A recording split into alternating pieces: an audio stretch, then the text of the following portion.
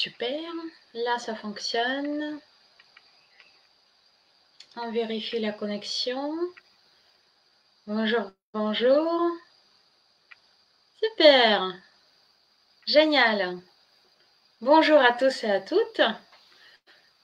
Je pense que je suis en direct et que tout fonctionne bien. En tout cas, si vous me rejoignez, rejoignez-moi et dites-moi si tout fonctionne. J'attends vos commentaires, vos coucous, vos bonjours. Pour une fois, on n'est pas dimanche, donc ça va être très étonnant pour moi aussi. Mais pourquoi pas lundi? On n'est pas accroché au temps spécialement. Je vous attends. Super.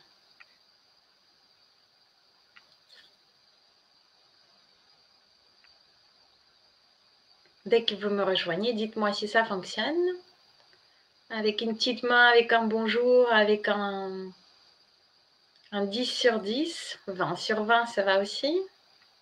Je vous attends. Super, génial. Un petit coucou, quelque chose, un commentaire pour me dire que vous me voyez, que vous m'entendez bien. Et on est parti. On va échanger aujourd'hui sur un sujet d'énergie. Le sujet que j'avais mentionné, c'était les 5 façons de perdre ton énergie, votre énergie tous les jours. C'est sur ce sujet-là qu'on va discuter. Alors, je vois un pouce. J'espère que c'est bien ça. Tac, tac, tac. Pourquoi je ne vois pas les commentaires? Non, je ne vois pas les commentaires. Tac. Mettez-moi quelque chose, un pouce, un 10 sur 10, un 20 sur 20, je vous t'entends, tout va bien, quelque chose comme ça. J'ai besoin de savoir si tout se passe bien au niveau technique. Alors, j'attends un commentaire. Le premier commentaire et on y go. Sur Instagram ou sur Facebook, ça m'est égal, c'est pareil. Moi, je me vois bien, je m'entends bien, mais ça, c'est normal. Allez, un petit commentaire. J'espère que je ne vais pas perdre ma voix ce soir. C'est pas le moment, mais je sens que c'est pas très loin. J'ai déjà beaucoup ri aujourd'hui parce que j'anime aussi le yoga du rire à 13h tous les lundis. Donc, on a bien ri. Et le week-end, on a bien ri aussi. J'étais en formation tout le week-end et en visu. Donc, on a bien parlé et beaucoup ri. Ce qui fait que j'ai ma voix qui commence à... Tout va bien. Alors, il y a Pascal qui arrive. Super. Bon, bah, génial. Donc, on est parti. On va pas attendre plus. Il y a un peu de monde. Super. On va parler de l'énergie. Pourquoi c'est un sujet extrêmement important et pourquoi j'ai décidé de parler de ça là, maintenant, au mois de février. Et ben, c'est très simple. L'énergie, en fait, c'est quelque chose qui nous permet de faire quoi que ce soit. Enfin, l'énergie, c'est la base de notre fusée. Si on n'a pas suffisamment d'énergie, on ne peut pas ni avancer les projets, enfin en aucun cas, ni passer du temps avec les personnes qu'on aime parce qu'on n'a pas d'énergie, on n'a pas des choses à leur donner, on n'en a pas assez nous-mêmes. On ne peut pas avancer non plus dans notre vie normale, de quotidienne, de tous les jours, ce qui fait que sans énergie, en fait, il n'y a rien qui fonctionne. Donc au final, c'est quelque chose qui est très, très, très important. Pas seulement pour les entrepreneuses, là je parle principalement pour les entrepreneuses parce que c'est ma cible principale, mais pour n'importe qui, hommes et femmes, l'énergie, c'est le nerf de la guerre. Et c'est pour ça qu'il est important, extrêmement important, de comprendre de quelle façon l'énergie est faite, de quelle façon l'énergie nous fuit, quelles sont les possibilités, quelles sont les choses qui nous font perdre notre énergie et quelles sont les choses qui nous le font gagner. Puisqu'en fait, l'énergie fonctionne comme des vases communicants, ou plutôt comme un... Imaginons qu'on est une bouteille remplie d'énergie. Donc, il y a des choses, on peut rajouter de l'énergie par-dessus, D'accord? Remplir cette bouteille d'énergie. Et puis imaginez que vous avez aussi une sorte de robinet. On va dire que c'est une bouteille d'apéro, hein, je ne sais pas, un, un truc d'été, là, un petit quelque chose, une petite boisson légère. Donc imaginez le robinet, en fait, voire plusieurs robinets par lesquels l'énergie peut tout simplement partir. Donc en fait, il est important de comprendre quels sont ces robinets par lesquels on perd notre énergie et quelle est cette façon ou plusieurs façons, quels peuvent être les moyens de remplir cette bouteille d'énergie. D'accord? Donc, pour les entrepreneuses, c'est encore plus vital. Pourquoi? Parce que elles ne peuvent pas se mettre en arrêt. Quand on est salarié, on peut effectivement se mettre en arrêt maladie, se dire je suis fatiguée, je suis un peu malade, pas bien. Enfin, c'est toujours possible. Quand on est entrepreneuse, on peut se mettre en arrêt, mais ça ne changera rien dans notre vie d'entrepreneuse. Le projet ne va pas avancer.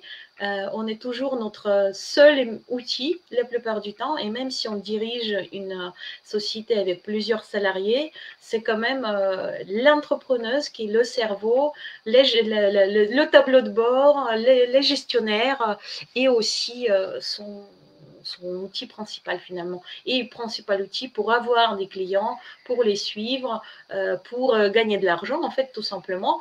Donc pour une entrepreneuse, l'énergie c'est vraiment vital, et sans ça l'entreprise ne peut pas fonctionner, c'est très clair. Pourquoi j'en parle, pourquoi c'est un sujet qui me tient vraiment à cœur. J'ai beaucoup réfléchi sur le burn-out des entrepreneuses.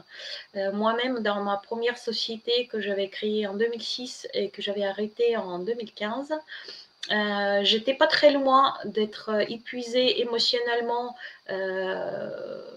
et une des raisons, c'était la fuite d'énergie. L'entreprise, je l'adorais, ce que je faisais, j'aimais beaucoup, mais au final, en fait, je n'avais pas suffisamment d'énergie pour, là, et c'était en l'occurrence au moment de changement où il aurait fallu un peu plus d'énergie pour pouvoir mener ce changement à bien, et je préférais finalement arrêter parce que la fusée n'avait pas assez d'énergie pour décoller, tout simplement.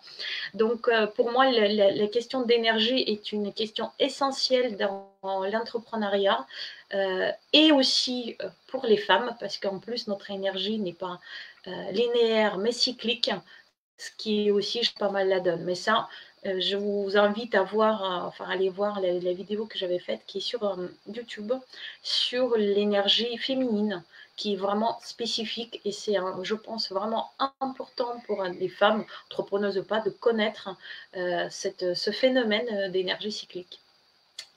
On part au vif du sujet, on y va. Donc, ce que je vous propose aujourd'hui, c'est de comprendre, on va surtout en fait voir ça, quelles sont les fuites principales que vous pouvez rencontrer tous les jours, comment vous perdez en fait votre énergie, pour pouvoir les colmater, pour pouvoir changer quelque chose dans le quotidien, et ne pas perdre cette énergie, tout simplement. Ah oui, j'ai pas dit que oui, c'est super important quand même de dire que là, aujourd'hui, dans tous mes coachings que je fais en ce moment, enfin qui sont en cours en ce moment, la question d'énergie est réellement la plus présente, je dirais, enfin en tout cas c'est un fil rouge de tous les coachings. L'énergie manque visiblement à beaucoup d'entrepreneuses, dû à la saison, enfin on est en février, manque de vitamines, manque de soleil, en plus couvre-feu, enfin toutes ces situations un peu dans le connu, c'est sûr que ça joue. Donc là, c'est encore plus important de comprendre comment on perd l'énergie. Pour moi, colmater ce qu'on peut colmater, hein, et ne pas la perdre. La première raison, la première façon que j'ai trouvée, encore une fois, là, ce live-là, il m'appartient, dans le sens où les idées que je vous donne, ce sont les miennes, c'est ce que je pense moi important. Il se peut que vous voyez autrement, et d'ailleurs c'est super intéressant si on puisse échanger sur le sujet. Donc n'hésitez pas à participer en direct avec vos commentaires, ça sera au contraire très intéressant. Donc ces idées sont les miennes, et ce sont mes 5 points que je trouvais vraiment important de dire. Et le premier point, c'est pas un secret, c'est le corps. Alors la fuite d'énergie, vient la plupart du temps, en tout cas chez les entrepreneuses, parce qu'elles ne prennent pas suffisamment de soin de leur corps et ils ne prennent pas suffisamment de temps pour soi et pour nourrir, prendre soin de son corps. Pourtant, c'est vraiment la base de la vie. Je pense que dans le feu de l'action, quand on a des projets, quand on a besoin de chercher des clients parce qu'il y a l'argent à la clé, on oublie que finalement notre enveloppe corporelle, c'est vraiment la base. On ne peut rien faire sans. Si on tombe malade, si on dort mal, s'il y a quelque chose qui se passe qu'il ne faudrait pas, genre un petit accident ou baisse de tension, ou au contraire, enfin chute de tension, hausse de tension, ou des problèmes comme ça, ou des maux de tête par exemple, des migraines, on comprend vite que sans notre corps, on ne peut pas avancer. Sauf que quand tout va bien, on l'oublie. On oublie que finalement, notre véhicule, il faut vraiment en prendre soin. Et c'est finalement assez facile et en même temps très facilement oubliable. Parce qu'on a l'impression que la santé, on l'aura toujours. Et c'est vraiment le point que je souligne dans beaucoup de cas de coaching, de prendre vraiment soin de son environnement et de soi-même, de son corps, de son état de santé. C'est principal, c'est primordial. C'est un peu bête d'en parler quand on parle d'énergie, c'est un peu bête dans le sens où on pourrait penser qu'il y a autre chose de plus important, mais finalement, plus important que notre corps, que notre véhicule, il n'y en a pas. Il y a finalement 4 choses qu'on peut faire, 4 choses qu'on oublie de faire et par lesquelles on perd l'énergie, c'est notre sommeil. Si on ne dort pas assez, si on ne dort pas bien, si on ne dort pas sur un bon lit, on perd notre énergie, on se sent vraiment en manque d'énergie le lendemain, c'est très simple. Si on ne se nourrit pas correctement, donc nourriture, c'est pareil, on ne se sent pas bien, peut-être pas tout de suite, parce qu'on peut grignoter une semaine, on peut grignoter 2 semaines, mais à partir du moment où régulièrement on saute les repas, on mange n'importe comment, ça va à un moment donné donner des résultats négatifs et on va perdre cette énergie. Il y a l'air aussi, prendre l'air, s'aérer, aérer la tête, pas seulement le corps, mais aussi la tête, c'est extrêmement important. D'autant plus difficile là maintenant avec le couvre-feu à 18h. J'espère que vous avez des chiens. Moi, j'en ai un, donc je profite évidemment et je fais ma balade après 20h quand il n'y a personne avec mon chien. Mais c'est vraiment hyper important quand même de prendre soin et d'aérer son corps. C'est aussi pour le fonctionnement de la tête. On a besoin d'oxygène. Il n'y a pas de lézard. Hein. Et on va parler aussi des exercices physiques. En fait, finalement, il y a 4 choses qui sont extrêmement importantes. Exercice physique, que ce soit à la maison avec un rameur qu'on peut installer, que ce soit juste de la marche peut-être dans le métro, la marche pour aller jusqu'au bus, n'importe quel exercice physique, d'autant plus qu'aujourd'hui, on n'a plus vraiment de moyens d'aller dans une soirée, on n'a plus vraiment moyen de faire du sport en salle, mais c'est quand même très important. Quels sont vraiment les risques si on oublie notre corps? J'en ai parlé, je ne veux pas répéter. Le risque, c'est qu'à un moment donné, on va tirer trop sur la corde et le corps va lâcher. Soit par des petits signes, migraine, bobo quelque part au ventre par exemple, soit par des gros signes si on ne l'entend pas, et ça peut être un accident. Ça peut être un accident cérébral, ça peut être un accident dans la rue, ça peut être un accident de voiture, parce que tout simplement, par exemple, on a manqué de sommeil. Donc très clairement, l'énergie part doucement, mais ça aussi peut être une grande problématique qui va arriver soudainement. Quels sont les secrets, quels secrets que moi j'ai pour éviter ça? Et quelles sont les routines que j'avais mis en place pour éviter d'être dans l'état où j'étais il y a 5 ans? L'hygiène de vie, il n'y a pas de secret. La routine permanente, c'est-à-dire penser tous les jours des choses importantes. Tous les jours, je fais ma promenade du matin avec mon chien. Tous les jours. Je n'ai aucun rendez-vous qui commence avant 10h. Aucun, parce que c'est primordial. c'est mon aération, c'est mon plaisir, c'est aussi mon exercice. Je fais par jour 10 km au total. Donc, promenade du matin, promenade du soir, ça me permet de faire au moins ça. Les repas, bien, enfin pareil, j'ai aucun rendez-vous par exemple à midi, j'ai aucun rendez-vous avant 13h. Entre midi et 13h, j'ai mon temps de manger. Et les boissons, l'eau, j'ai toujours une bouteille d'eau à côté de ma table. Voilà, il y en a une. Voilà, une grosse bouteille. Donc ça, par exemple, c'est toujours, c'est quelque chose qu'on peut prendre l'habitude de faire.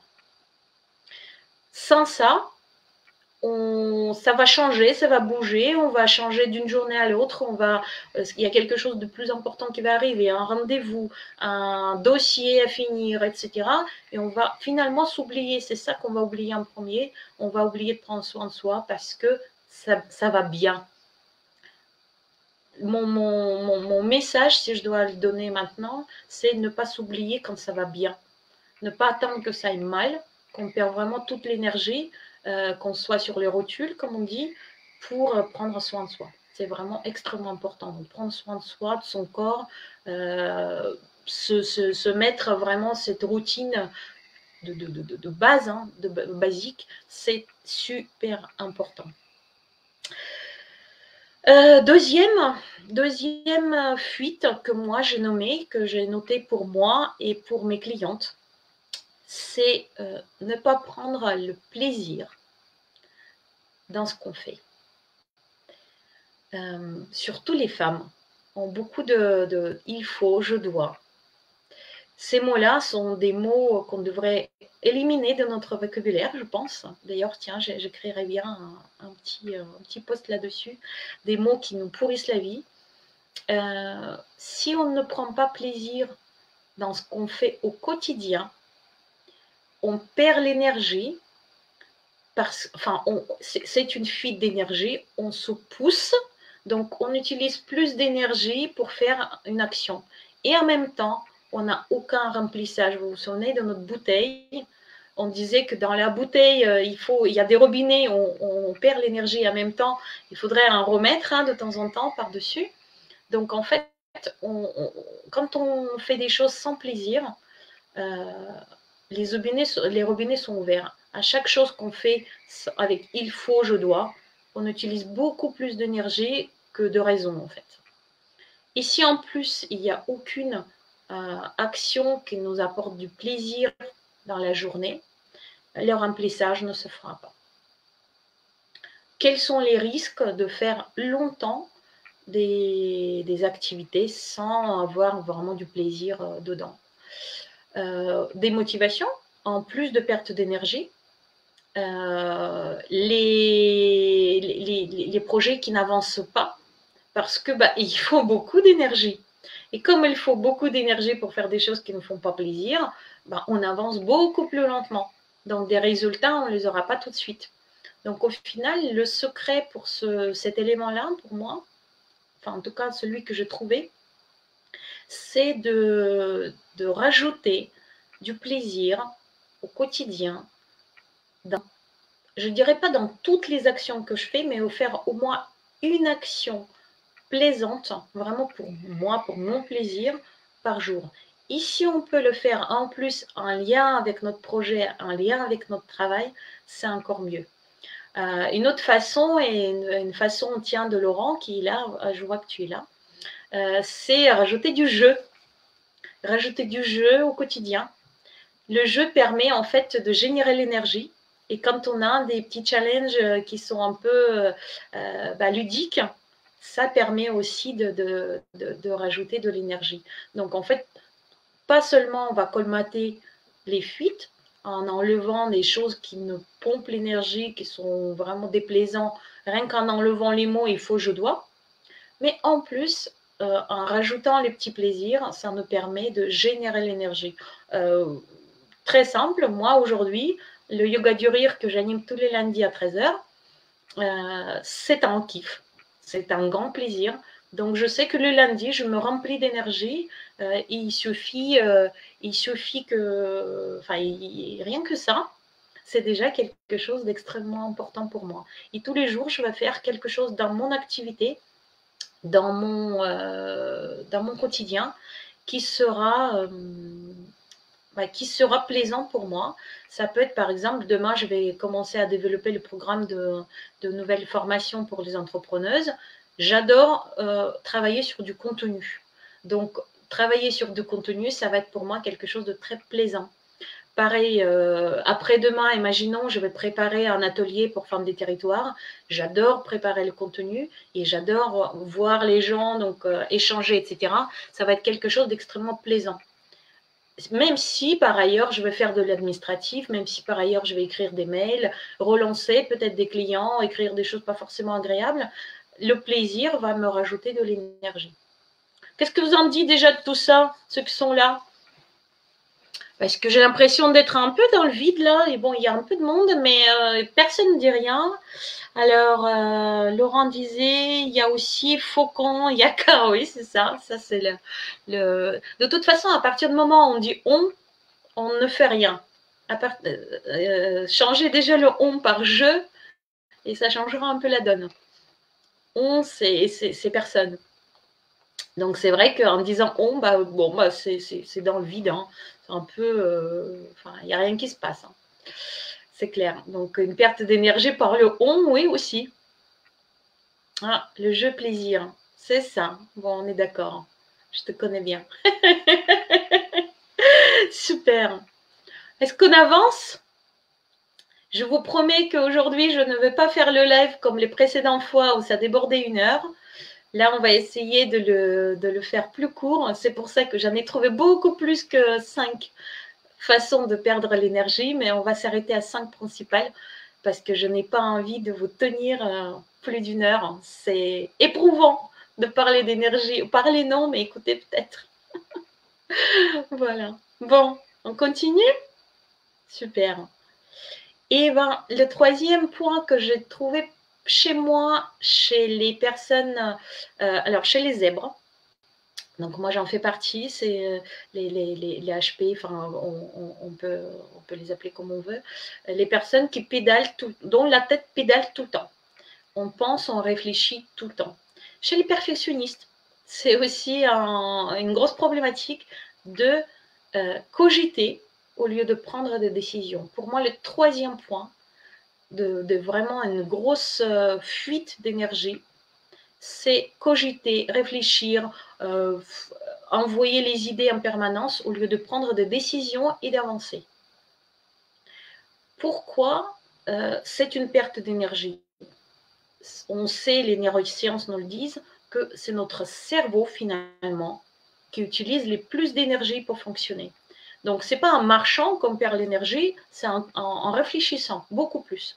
Donc, à partir du moment où vous faites tourner dans votre tête, enfin, qu'on fait tourner, que je fais tourner dans ma tête des idées en permanence, j'utilise l'énergie pour rien finalement. Parce que tourner les idées en permanence ne m'avance pas spécialement. Surtout quand les réflexions sont du genre « et si je faisais ça, et si je faisais ci ?» et qu'ils tournent de la même façon pendant des jours et des nuits en plus. Donc pour moi, la cogitation permanente, au lieu de prendre des décisions et d'avancer, est une problématique de fuite d'énergie. À quoi ça amène? Globalement, je viens de le dire, mais ça amène qu'on n'avance pas. En plus, on ne dort pas parfois. Les pensées s'accumulent parce que si on ne prend pas de décision, et ben, ce qui se passe, c'est qu'en fait, les pensées s'accumulent en permanence et on les tourne de nouveau en permanence. La boule de neige qu'il y a dans la tête, elle est beaucoup plus grosse. Pour tourner toutes ces pensées, pour tourner toutes ces idées, il faut de l'énergie. Et en même temps, on n'a finalement aucun résultat concret qui se fait. Donc, pas seulement les pensées nous prennent de l'énergie, mais en plus, on n'a pas de résultat, les projets n'avancent pas, on ne fait pas de choix. Le critique intérieur se rajoute là-dessus en disant arrête de cogiter, tu cogites encore, tu avances à rien, etc. Donc ça aussi, ça nous pompe l'énergie. Donc cogiter au lieu de décider, c'est une problématique de fuite d'énergie. Alors Pascal, elle me dit, alors, et des années. Alors malheureusement, je ne sais pas de quoi il s'agit. Est-ce que c'est genre des mois et peut-être des années qu'on fait tourner les idées? Peut-être. Précise, s'il te plaît. Comme là, je vois seulement maintenant le commentaire, j'imagine que ça a un rapport avec ça, mais peut-être que je me trompe. Quel est vraiment le vrai, enfin, quelle est plutôt la source de cette cogitation permanente? Je dirais, là comme ça, par expérience de coach, c'est qu'on se fait des trop gros projets. On se met de trop gros objectifs. On les découpe pas assez. Oui, Pascal, ok, d'accord. On les découpe pas assez, ce qui fait qu'en fait, on n'arrive pas à prendre vraiment des décisions. Par exemple, je donne un exemple très concret d'une problématique d'une coach, ma collègue, qui cogite depuis des mois sur les mêmes problématiques. Quelle est ma cible? Pour qui je veux être coach? C'est une coach débutante, donc elle tourne un petit peu, et donc ça fait, je ne mentirai pas en disant 3, 4, 5 mois qu'elle est toujours sur les mêmes problématiques. Quelle est ma cible? Pour qui je veux faire? Et du coup, rien n'avance. Ça tourne, voilà. Ça fait fonctionner le cerveau finalement dans le vide parce que le projet n'avance pas entre-temps. Or, finalement, la problématique, on réussit maintenant à la découper. Ça fait quelque temps qu'on est du coup en co-coaching. Le fait de découper cette problématique pour qui je suis le coach, en disant comment je peux le vérifier? En testant. D'accord, qui je teste en premier? Bah, je teste cette cible-là. Ok, qu'est-ce que je fais pour tester cette cible-là? Je fais ça. Et du coup, la cogitation s'arrête. On ne se pose plus les questions pour qui parce qu'on est dans l'action, on a fait un choix et ça avance. Et donc pour moi finalement dans cette cogitation de si, pourquoi, comment, c'est le secret, ça serait de décider, d'avancer d'un petit pas dans une direction. Donc ça voudrait dire quand même prendre une décision. Une décision d'avancer vraiment dans minuscules petits pas. Pourquoi c'est une décision? Parce qu'on part de situations où on ne bouge pas vers quelque chose. Pourquoi ce n'est pas grave? Parce qu'on peut toujours revenir en arrière. Donc finalement, c'est une décision facile, simple, qui n'engage pas grand-chose la plupart du temps, mais qui nous permettra d'avoir plus de visibilité, moins de cogitation et probablement aussi des résultats concrets. Les résultats concrets est une des choses qui nous rajoute de l'énergie. À partir du moment où on a un feedback, à partir du moment où on a les résultats qui nous disent oui, tu es sur la bonne voie, ça nous rajoute toujours de l'énergie. Vous vous souvenez, notre bouteille, ça va la remplir. Tandis que les cogitations, c'est des robinets. D'accord? Donc finalement, la solution, c'est de prendre une décision rapide, simple, facile, faire le premier pas et voir. Faire le suivant et voir. Et donc, en fait, avancer pas à pas, sans se poser trop de questions, grosses problématiques qu'on fait tourner dans notre tête. Vous voulez encore un secret? Bon, je vais vous donner encore un secret, comment moi je prends les décisions. Entre ça et ça, par exemple, si je dois prendre une décision entre deux choses, ça va être corporel. Si je m'imagine, exemple, je pars en vacances dans 2 semaines ou je pars pas en vacances dans 2 semaines, quelles que soient les situations. Je me dis, je pars en vacances dans 2 semaines. Qu'est-ce que je ressens? Là, ça commence à pétiller un peu en moi. Et si je me dis, je pars pas en vacances dans 2 semaines, et ben, je sens une sorte de baisse d'énergie. Ça me pose problème. Il y a quelque chose qui s'éteint en moi. Décision est prise, très simple. Donc, je pars. Qu'est-ce que je peux faire en premier? Déjà, regarder, je vais, n'est-ce pas? Comme ça, la décision est prise et c'est parti, on avance. On ne cogite pas pendant des semaines, oui ou non, qu'est-ce que je fais, etc. D'accord? Qu'est-ce que ça vous dit? Est-ce que vous êtes sujet à des cogitations mentales, réflexions sans cesse ou pas? Ou il n'y a que moi? Je voudrais pas me sentir toute seule là pour le coup. C'est peut-être, il y a peut-être que moi. Non, en fait, c'est pas vrai. Je sais qu'il y a pas que moi, mais allez, faites-moi un coucou, dites-moi aussi.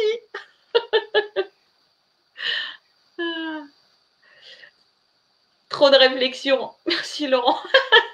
Tu me soutiens. Génial. Super. Bon, continue. La quatrième façon de perdre l'énergie, pour moi, ça va être ne pas être constant dans la stratégie. Et ça concerne quand même, je dirais, plus des entrepreneuses. Enfin, en tout cas, je l'ai écrit en pensant vraiment à l'entrepreneuriat. Ah, c'est mon problème parce qu'elle dit réflexion. Je comprends. Je compatis même. Donc, la quatrième problématique pour moi, c'est ne pas être constante dans la stratégie. Qu'est-ce que ça veut dire? Ça peut être même pour les personnes qui ne sont pas entrepreneuses. Ça veut dire que on a envie d'un résultat rapide. C'est normal.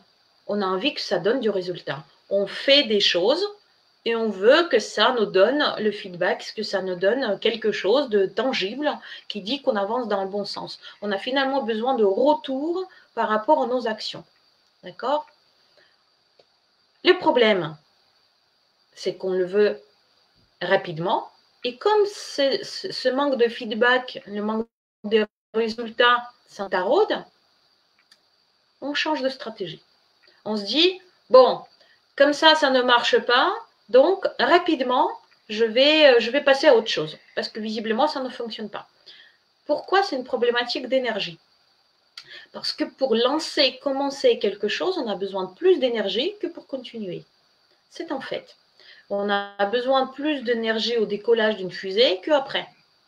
On sait que c'est plus difficile de trouver de nouveaux clients que de fidéliser. Par exemple, on peut parler dans quelle que soit la problématique qu'on va prendre, on sait qu'au début, on a besoin de beaucoup plus d'énergie que pour continuer finalement que ça roule, enfin continuer à mettre en place les actions dans la même stratégie. Donc finalement, quand on change de stratégie, qu'est-ce qui se passe? On prend l'énergie qui nous reste pour lancer dans la nouvelle stratégie. On prend de nouveau, puisqu'on change de nouveau, et on lance. Qu'est-ce qui se passe? Il ne suffit pas, en fait, on n'a pas suffisamment d'énergie dans notre bouteille énergétique, dans notre corps, si vous voulez, ou bouteille énergétique, ok. J'ai pris cette image-là dès le début, pour continuer. Et du coup, on n'a toujours pas de résultat. On a encore changé de stratégie. On a encore mis de l'énergie et on n'a toujours pas de résultat. Démotivation, manque de résultat, fermeture, carrément, si on parle de ça. En plus, beaucoup de temps, d'efforts pour l'apprentissage à chaque fois. Donc ça aussi, ça prend de l'énergie. On oublie un petit peu la courbe d'apprentissage. Je ne sais pas si vous me suivez sur Facebook ou Instagram. Dans un des derniers posts, j'avais parlé de courbe d'apprentissage. J'avais mis un petit graphique. On commence toujours par, on a beaucoup d'énergie, c'est le début de projet. On est optimiste, on pense que ça va être fait en 3 secondes. On a vraiment un grand espoir. Malheureusement, quelques temps après, ça descend, donc la courbe va être descendante. Ça descend et on a une sorte de pessimisme éclairé qui nous dit « Ah oui, merde, ça n'a pas marché aussi vite que je l'aurais voulu ». Donc, en fait, on va commencer à comprendre que ça va nous prendre beaucoup plus de temps, beaucoup plus d'efforts. On n'a plus autant d'énergie. Le problème, c'est qu'on va à un moment donné arriver dans la bas de la courbe où ça sera la crise, où ça sera les crises de sens. Et on va sortir et on va recommencer avec une nouvelle stratégie, la demi-courbe descendante. Ça veut dire qu'on n'arrivera jamais à la demi-courbe de montante qui va juste après. Donc, finalement, je vais prendre un coup.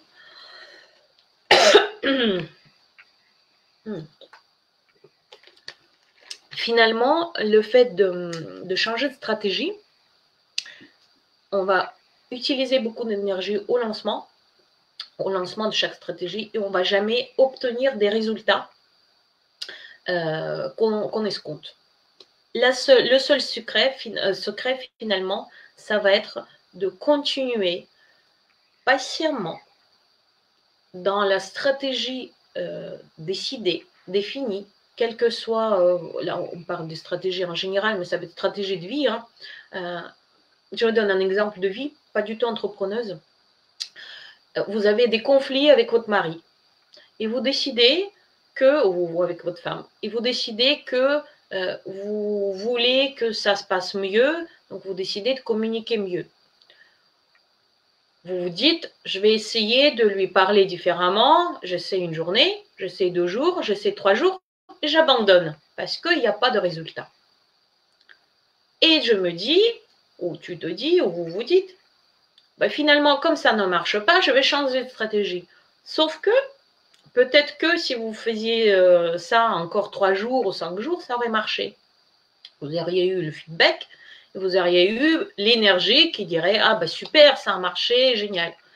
Or non, finalement, c'est une fuite d'énergie, vous avez mis beaucoup d'espoir, beaucoup d'énergie dans le lancement de cette idée, vous avez même mis des petits pas, et vous n'avez pas eu de résultat. Dans l'entrepreneuriat, c'est exactement pareil.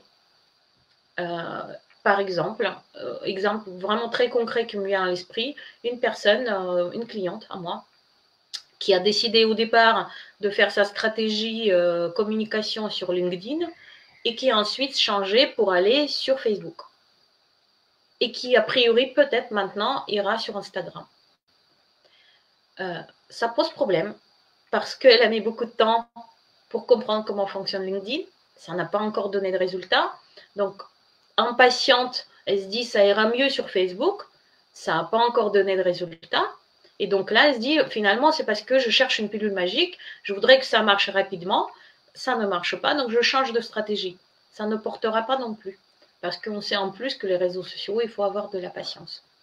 Donc, voilà. En gros, pour moi, c'est vraiment le changement de stratégie, le fait de ne pas suivre la décision jusqu'au premier résultat, c'est une problématique de fuite d'énergie. Les premiers résultats, les premiers feedbacks, c'est déjà s'il y a des résultats, quels qu'ils soient, négatifs même, ce sont des résultats, ça nous remplit d'énergie, ça nous donne une information, et on peut ensuite changer de stratégie. Ça, c'est autre chose. Mais au moins, arriver jusqu'au premier résultat. Qu'est-ce que j'ai comme commentaire?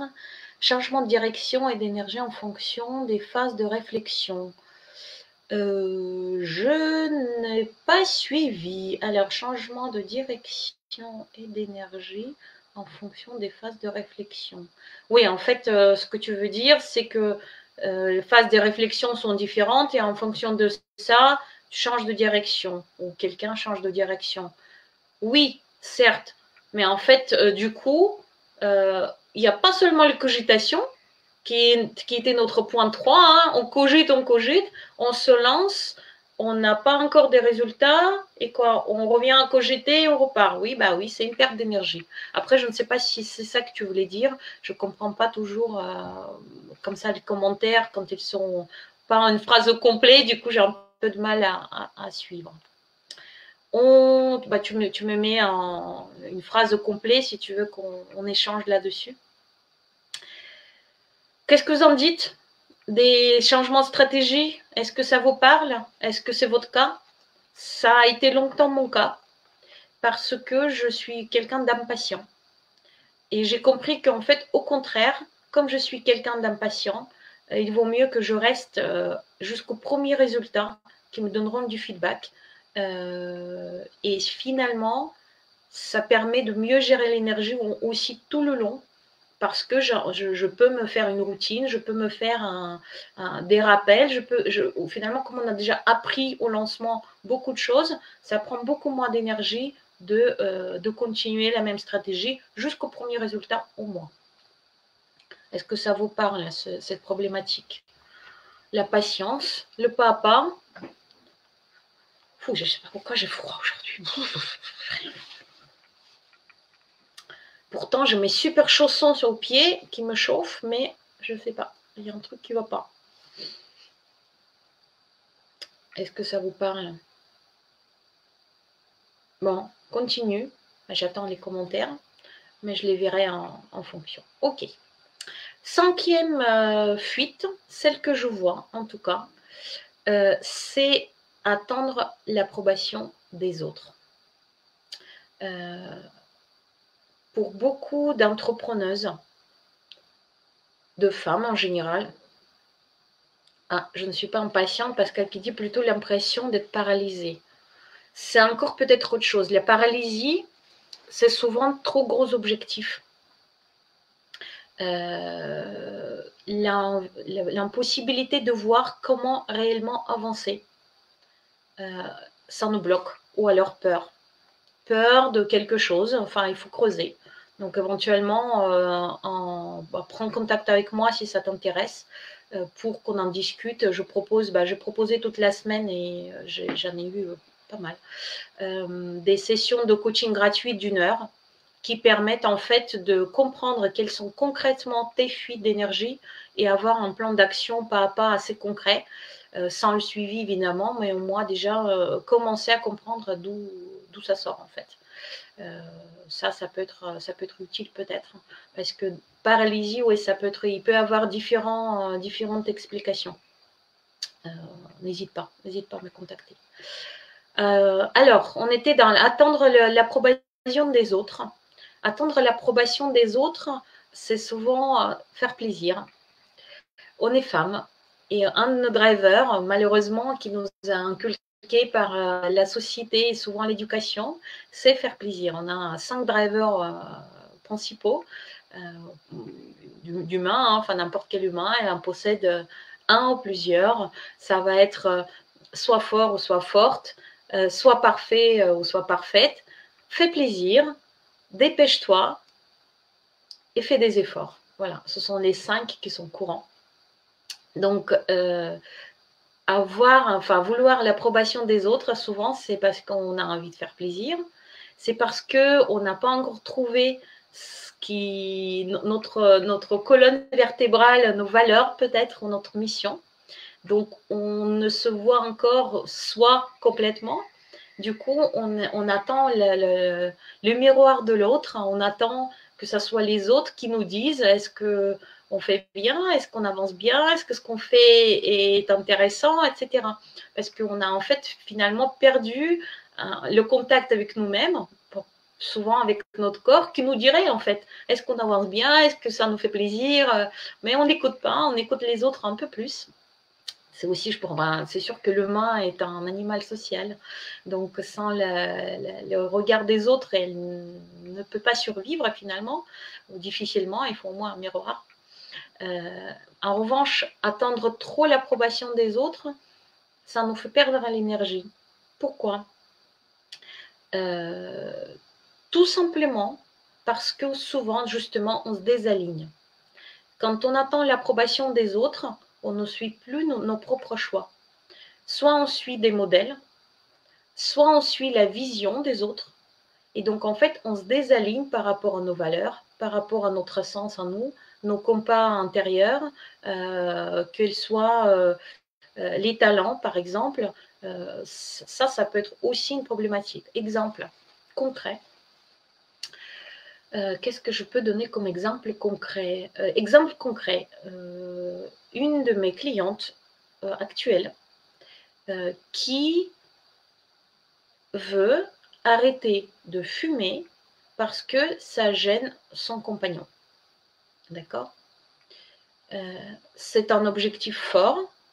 Ça fait plusieurs fois déjà qu'elle a essayé d'arrêter de fumer, mais finalement, elle le fait là, cet objectif-là, enfin, elle essaie de le poursuivre, elle essaie, je le dis, pour faire plaisir, pour avoir l'approbation de son compagnon qui lui dira « Oui, tu as raison, pour ça, tu peux faire du coaching, ça, c'est vraiment utile. » Sauf que, pour elle, de fait de fumer, aujourd'hui, ça ne pose pas de problème. Et elle n'a pas forcément de motivation intérieure qu'elle lui dirait « Oui, pour toi, tu as vraiment besoin de le faire. Tu as besoin vraiment d'arrêter de fumer.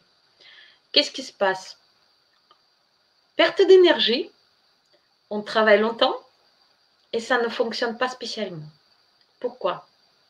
Parce que pour que quelqu'un change vraiment une habitude, une mauvaise habitude, que ça s'arrête ou qu'on la rechange pour une bonne, il faut une vraie grosse motivation interne, surtout quand ça concerne le corps.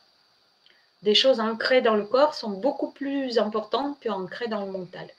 Or, le fumer, pour le coup, pour cette personne-là, c'est à la fois un déstressant et un motivateur. Et en plus, un lien social. Donc, remplacer tout ça par quelque chose d'autre, très complexe, si en plus on n'a pas de motivation antérieure. Donc, finalement, le regard des autres et vouloir l'approbation des autres nous amène sur des chemins qui ne sont pas forcément les nôtres. Et on en perd l'énergie. Suivre les chemins qui ne sont pas, qu'on a finalement nous-mêmes n'aurait pas suivi, ça nous prend beaucoup plus d'efforts, ça nous prend beaucoup plus d'énergie personnelle, avec un résultat vraiment incertain. Donc, avoir envie vouloir vraiment plaire ou avoir le regard positif des autres, demander l'approbation à tout va pour n'importe quel projet, ça a en plus des risques de perte de motivation, parce qu'imaginez, on vous dit, bah non, ce que tu fais, j'aurais pas fait comme ça, parce que j'ai déjà entendu dire que ça ne marche pas. Qu'est-ce que ça vous donne? Ça vous donne que vous vous doutez, vous commencez à cogiter et on repart. On repart pour un tour. Donc finalement, avoir envie d'avoir l'approbation des autres, c'est une problématique énergétique forte. Comment on peut faire pour ne pas avoir envie d'avoir cette approbation? Avoir des critères, je dirais mon secret à moi, avoir des critères très concrets de comment je saurais que mon objectif est atteint et ne jamais fixer les objectifs qui ne sont pas les miens. En coaching, on passe beaucoup de temps à vérifier ce qu'on appelle l'écologie personnelle. C'est-à-dire, est-ce que l'objectif que tu te fixes est vraiment le tien? Est-ce que ça t'apportera vraiment les bénéfices escomptés?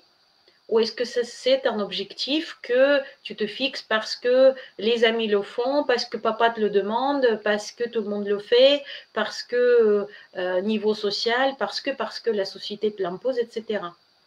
Ce n'est pas du tout la même chose. L'écologie personnelle est extrêmement importante pour pouvoir atteindre n'importe quel objectif. Si ce n'est pas le cas, généralement, enfin en tout cas dans le coaching que moi je fais, la personne est toujours beaucoup plus importante que son objectif. Et dans les cas comme ça, quand l'objectif visiblement n'est pas l'objectif de la personne et qu'il finalement ça lui amènera plus de désavantages que de bénéfices, la plupart du temps on change d'objectif. Puisque en fait la personne elle-même comprend que ce n'est pas le sien et c'est pas la peine et effectivement elle gagnera rien. Donc finalement, suivre ses propres objectifs, être aligné par rapport à ça et avoir des critères concrets d'obtention, d'attente de l'objectif. Je me dis que j'ai réussi dans mon métier quand j'ai gagné tant ou quand j'ai tant de clients ou quand j'ai un article dans la presse, je dis n'importe quoi, mais voilà, avoir quelque chose de très concret et du coup ne pas avoir besoin d'approbation des autres parce que c'est nous-mêmes qui avons fixé nos critères de réussite. Et du coup, c'est ces critères-là qui sont importants pour nous et c'est ça qu'on suit. Qu'est-ce que vous en dites de ça? De cette dernière façon de perdre l'énergie en attendant trop des autres, en cherchant l'approbation des autres. Alors que je vais lire, je m'écoute moi, j'ai ma propre approbation et généralement je suis d'accord avec moi et les autres c'est pas moi.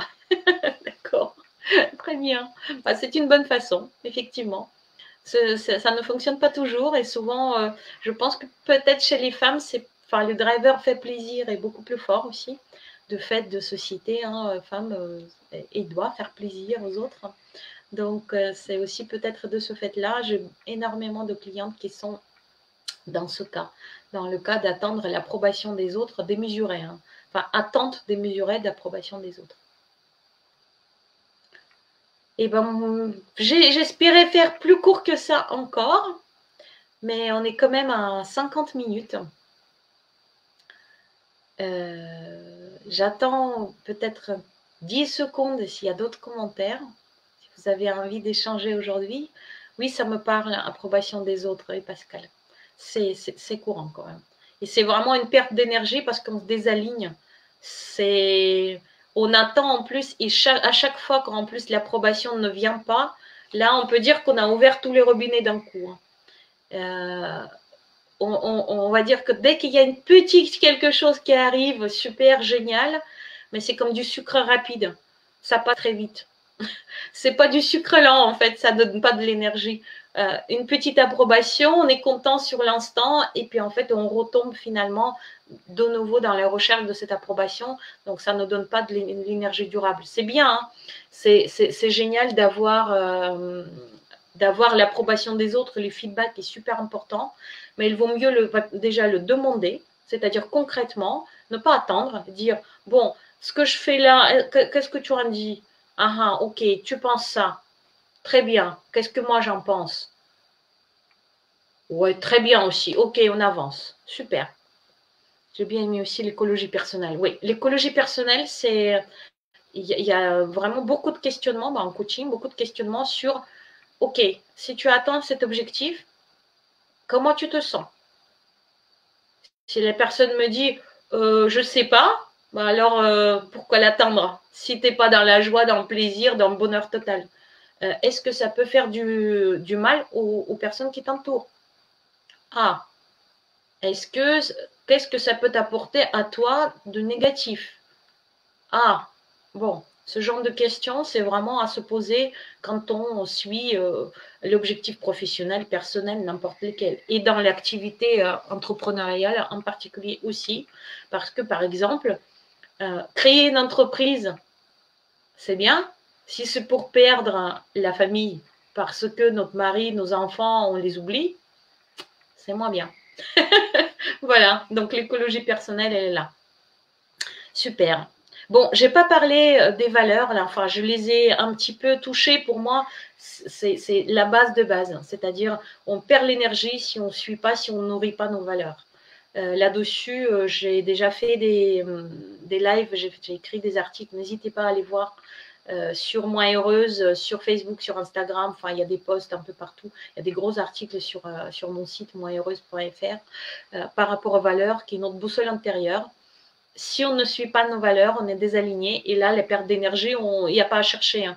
On peut même oublier tous les 5 là, non, si peut-être pas le corps, mais valeurs plus le corps, c'est vraiment la base. Donc je ne parle même pas de valeurs. Il est extrêmement important de connaître ces valeurs et de les nourrir au quotidien par des actions très concrètes. Ça, c'est bon, vraiment le prérequis, je dirais. Voilà, prérequis, cherchez les mots. Bon, et ben, je vais garder mon challenge de finir en moins d'une heure. Le message important, celui que j'avais déjà donné dès le départ, l'énergie, c'est notre nerf de la guerre. Sans énergie, il n'y a rien qui avance. Et pire, on peut tomber dans la maladie, dans des problèmes, etc. Donc, prendre soin de son énergie, comprendre quelles sont les façons de la perdre, quelles sont des fuites à colmater rapidement, c'est vraiment stratégique. Que vous soyez entrepreneur ou pas, franchement, on s'en fout. Donc, si vous avez besoin, n'hésitez pas à me contacter pour faire la session de diagnostic sur cette problématique concrète.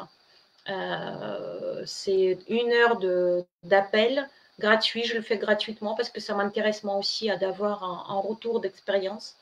En 1 heure, on arrive à comprendre quelles sont vraiment les pistes de recherche, hein, quelles sont les fuites que vous avez de perte d'énergie, et on arrive à établir un plan pas à pas, mais quand même assez concret, quoi faire déjà en premier lieu pour éviter ces fuites d'énergie.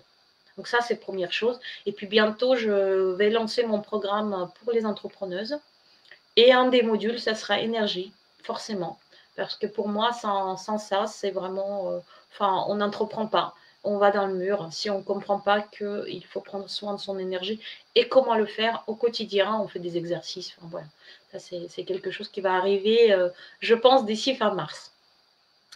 Est-ce qu'il y a des questions, des commentaires, des réactions, peut-être? Avec plaisir. Je vois un merci, super, merci. Merci d'être venu. J'adore les échanges qu'on a toujours sur ces lives. J'ai toujours des surprises d'avoir des nouvelles personnes. Enfin, il y a certaines qui me suivent longtemps et qui sont toujours là ou presque toujours. Et puis, il y en a d'autres qui arrivent. C'est génial. J'adore. Je fais ces lives généralement les dimanches à 18h. Là, j'étais en formation tout le week-end à Paris, donc je n'ai pas pu faire hier. Donc, je le fais aujourd'hui.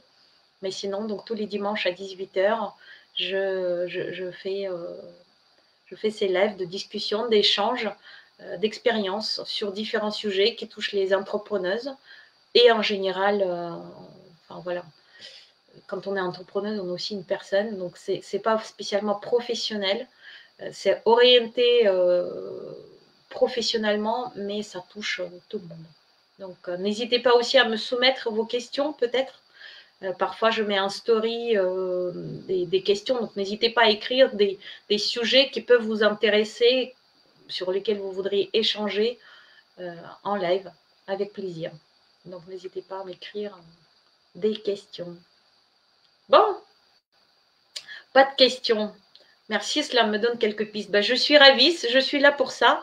N'hésite pas à me contacter s'il y a besoin, en message privé, en appel. Enfin voilà, on me trouve sur Facebook, Instagram, sur mon site. Il y a tout ce qu'il faut. Voilà. Bon, génial. Et bien sur ce, je vous souhaite un très bon fin de lundi. J'ai failli dire dimanche, tellement l'habitude. Très bon fin de lundi. Bonne semaine. Et puis du coup, à dimanche prochain. Et n'hésitez pas à me contacter. Allez, à bientôt. Ciao. Tac.